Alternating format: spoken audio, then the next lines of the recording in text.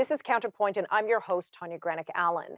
Canada's federal government has launched an unprecedented national gun buyback and compensation program aimed at removing what it labels as assault style firearms from civilian ownership. Officially known as the Assault Style Firearms Compensation Program, it requires owners of newly prohibited firearms to surrender, deactivate, or safely dispose of them during a limited compliance period.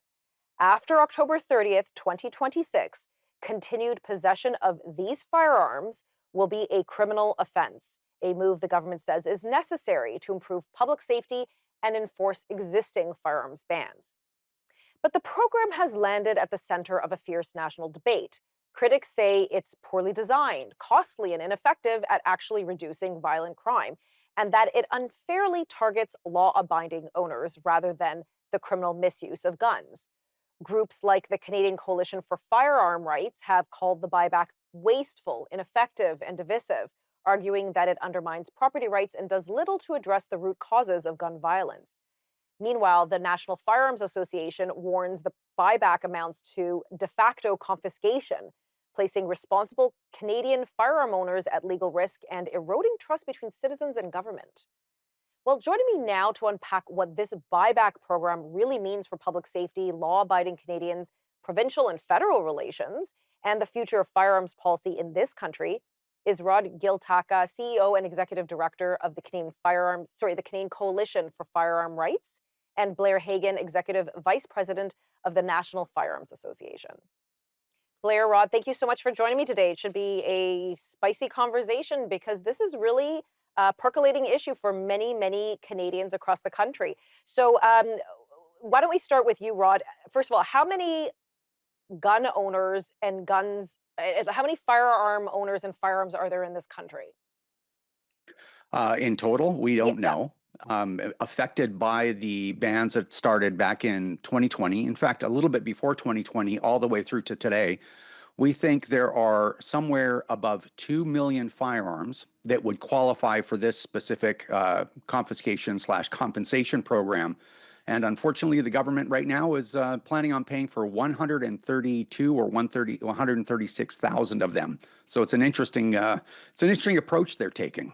Yeah, okay, so let's let's talk about this program. You went right for it, and I appreciate that because I Yeah. was debating this with some, legal, law-abiding, lovely folk who happen to own firearms, and they said, "I don't." It's such a coercive program because if you're not one of the first few in to register, you're not going to get any compensation, and they're going to take it from you anyways. Blair, what are the main flaws here with this buyback program?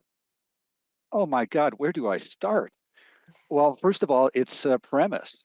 Okay. I mean, the fact that these are legally owned firearms, owned by Canadians who demonstrated their willingness to be law abiding, it's completely wrong-headed and frankly very, very offensive. I mean, this is an offense against citizenship that your federal government would target you and your property in some sort of very lame and misguided attempt to show that they are concerned about crime or violence or tragedies or that sort of thing.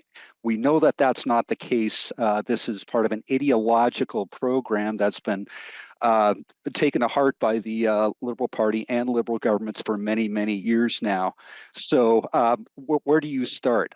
It's pretty much doomed to failure from the beginning. It's very much like the old long gun registry, where they wanted to register every rifle and shotgun in the country, Right. and we know how that wound up. But the fact of the matter is, the mask is off. We are at the stage where they just want to outright confiscate firearms, confiscate property, pay for some of it, maybe.